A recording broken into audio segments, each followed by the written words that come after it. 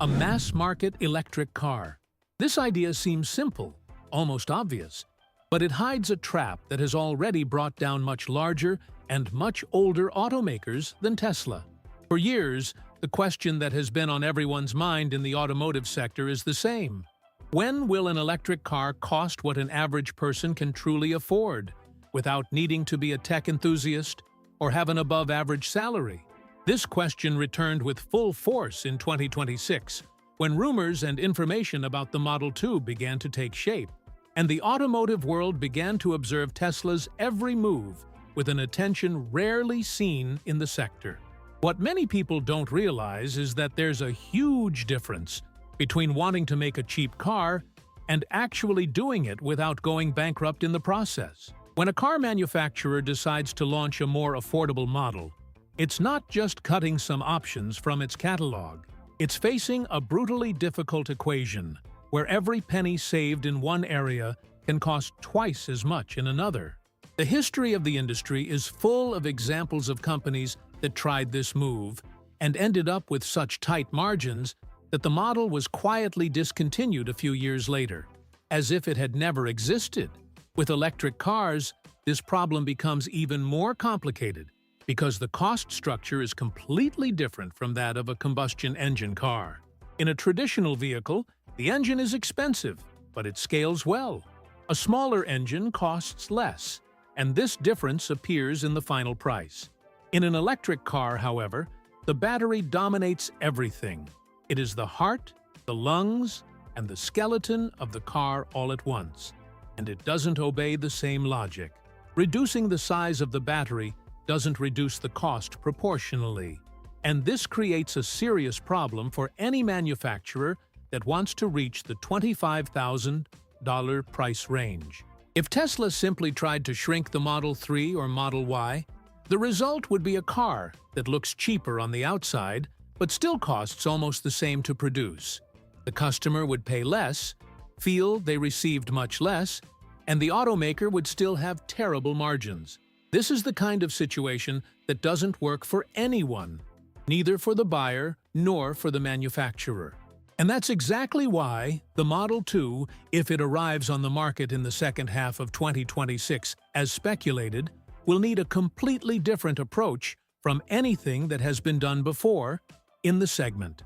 The first thing that comes to mind when someone thinks about making a car cheaper is removing what isn't essential.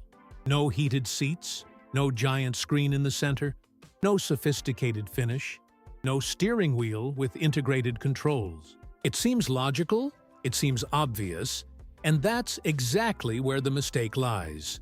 Because when you put all of that into a spreadsheet and add up how much each of these items actually costs within the production line, the number that appears is disappointing. Removing all these comforts and premium features from a car can save at most something between $1,000 and $2,000 per unit. That's a generous estimate. To understand why this number is so small, one only needs to consider how these components are manufactured on an industrial scale. A heated seat module costs around $50 when purchased in bulk. A more sophisticated interior finish adds perhaps $100 or $200 to the total cost. Even a large central screen, which seems expensive to the consumer, costs a few $100s when mass-produced. These values, added together, fall far short of what would be needed to transform a $33,000 car into a $25,000 one. Meanwhile, under the bodywork, the numbers are completely different. The battery pack alone can cost between $6,000 and $8,000, sometimes more, depending on the chemistry used and the capacity needed to guarantee decent range. The electric motor, the inverter, and all the power electronics add another $2,000 or $3,000. The body structure, impact safety reinforcements, wiring harnesses, cooling systems, paintwork, factory logistics, and warranty reserves silently and relentlessly pile cost upon cost. When all of this is added up, the production cost of an electric vehicle is already between $20,000 and $30,000 even before the car leaves the factory. This means that saving $1,000 or $2,000 by cutting visible features is like trying to lower your rent by canceling a streaming subscription. The gesture exists, but the real problem remains intact, burdensome, and completely ignored by the proposed solution. It's a saving that changes absolutely nothing in the main equation.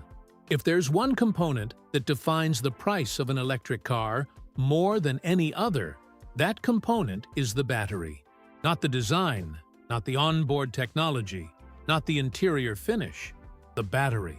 It accounts for such a large slice of the total production cost that everything else seems like a detail when placed next to it.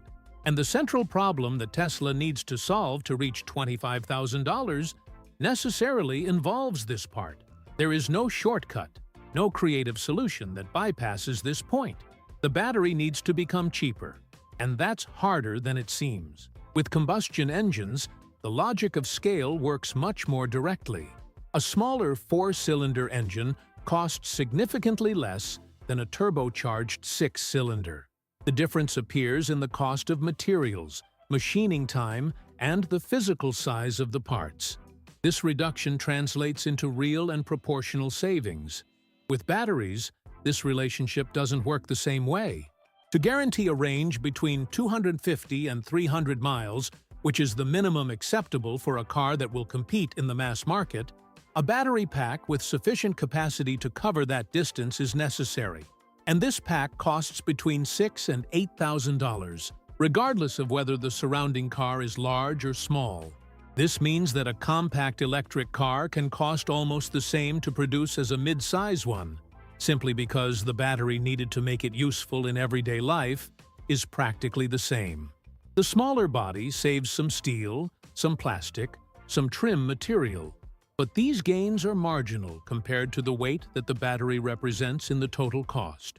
It is possible to build a tiny electric vehicle that still costs almost as much as a mid-size sedan, and this is one of the most counterintuitive realities in the entire sector. The chemistry of the cells also comes into play in a way that consumers rarely consider. Lithium iron phosphate batteries, known as LFPs, are cheaper and safer, but deliver less energy per kilogram.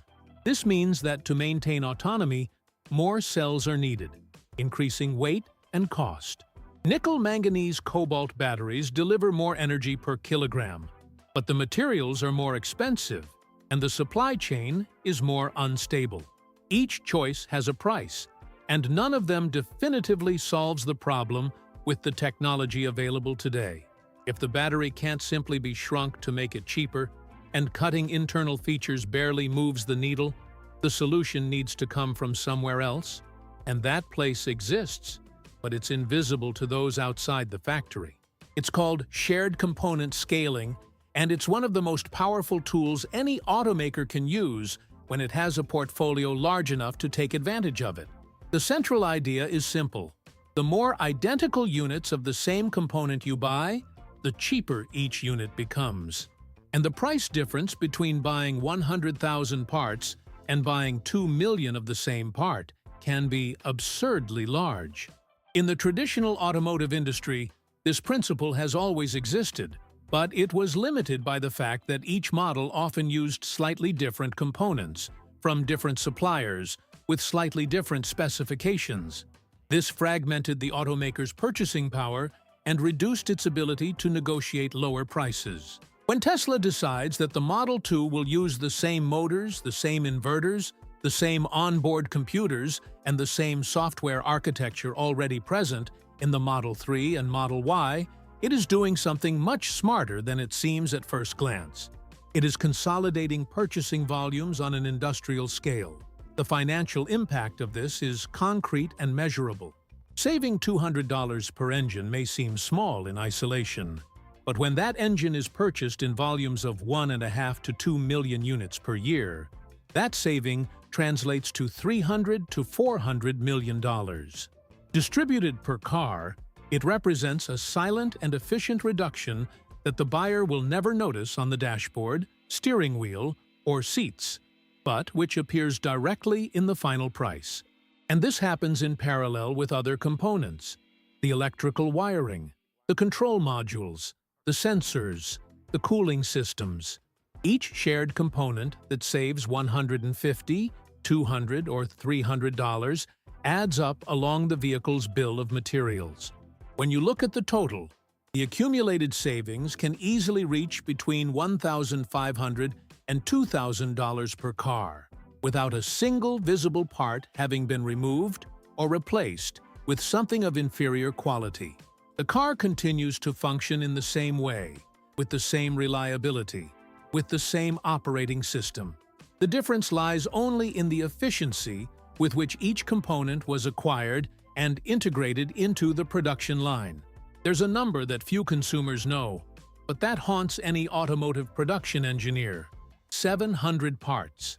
That's the kind of quantity that can be involved in manufacturing a single section of a traditional car body, including stamped sheets, welds, screws, supports, and reinforcements that need to be assembled one by one, checked one by one, and that can fail one by one throughout the vehicle's lifespan. Each additional part is another entry point for defects, another step on the assembly line, another second of human or robotic labor that adds to the final cost. And it is precisely this model that Tesla has begun to systematically dismantle. The solution that changed this logic has a rather unglamorous technical name: Giga casting. In practice, it means using injection molding machines under very high pressure to fuse aluminum into single, enormous pieces that replace dozens or even hundreds of smaller components that previously needed to be manufactured separately and then joined together.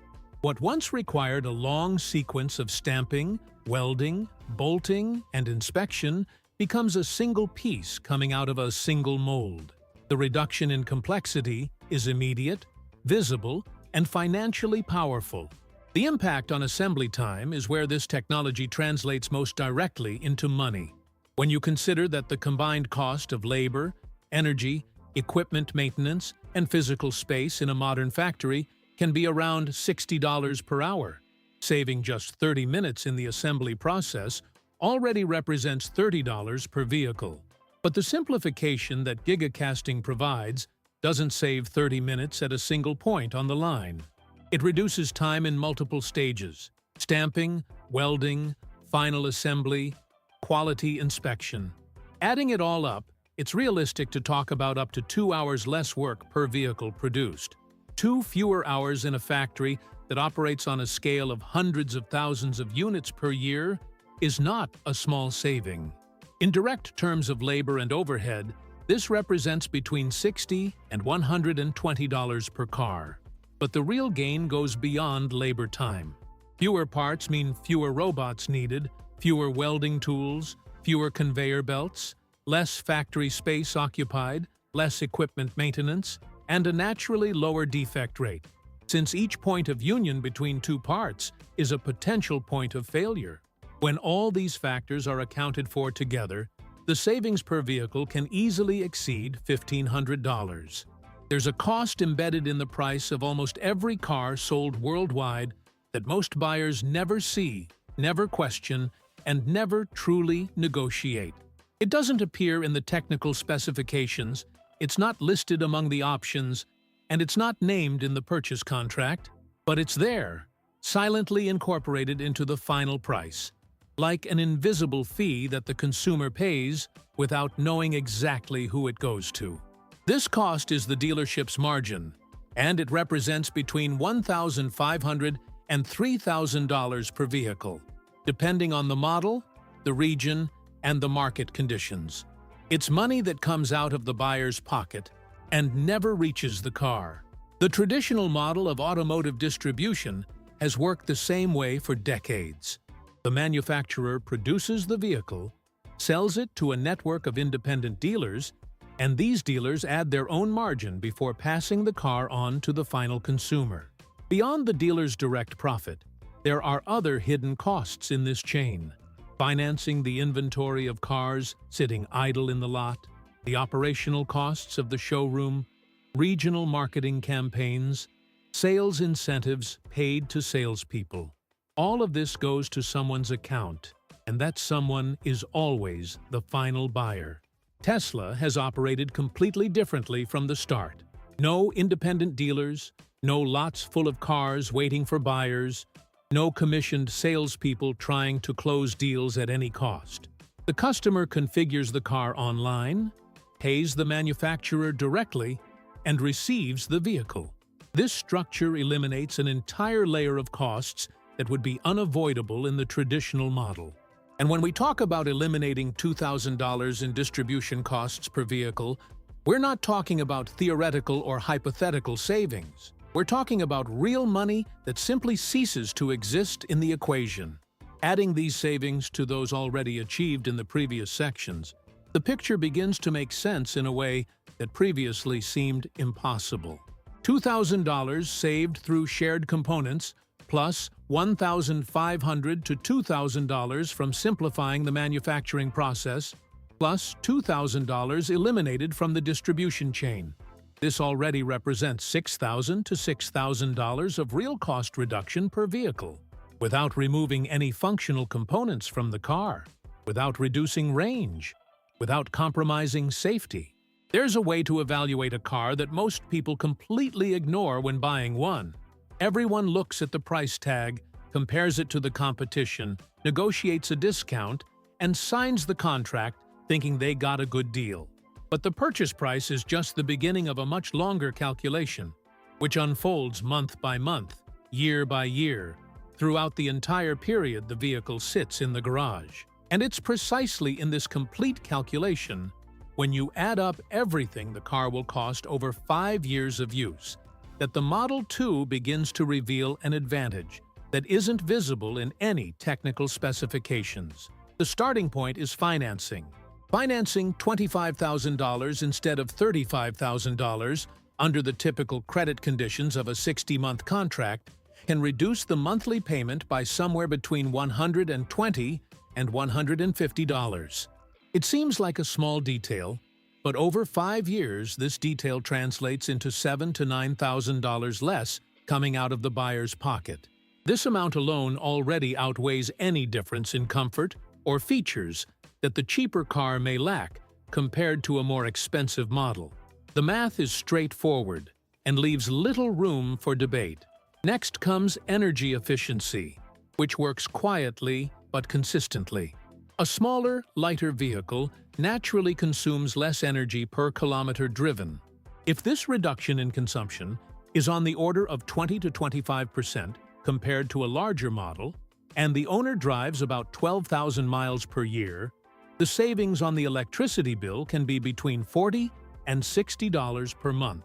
In 5 years, this represents another $2,500 to $3,500 saved, without any additional effort, simply due to the physics of moving a lighter car.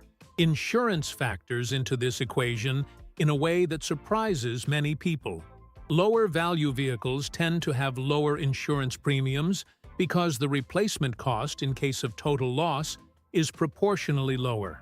A difference of $25 to $40 per month in insurance may seem insignificant, but over 5 years it represents an additional $1,500 to $2,400. Tires also factor into this equation. A set of 18-inch tires costs between $600 and $700, while 20-inch tires can easily exceed $1,000. Replacing them twice in 5 years, the difference can reach $800 or $1,000 more for those who chose the larger model. When all these expenses are added up, financing, energy, insurance, and tires, the result is a total savings that can range between $15,000 and $20,000 over 5 years of use. This number completely changes how you view what it means to buy a cheaper car. It's not about giving up comfort or technology. It's about a financial decision that, made clearly, puts a significant amount of money back in the buyer's pocket. And that's why, when the Model 2 arrives on the market in the second half of 2026, the question that will matter won't be how much it costs. It will be how much it saves.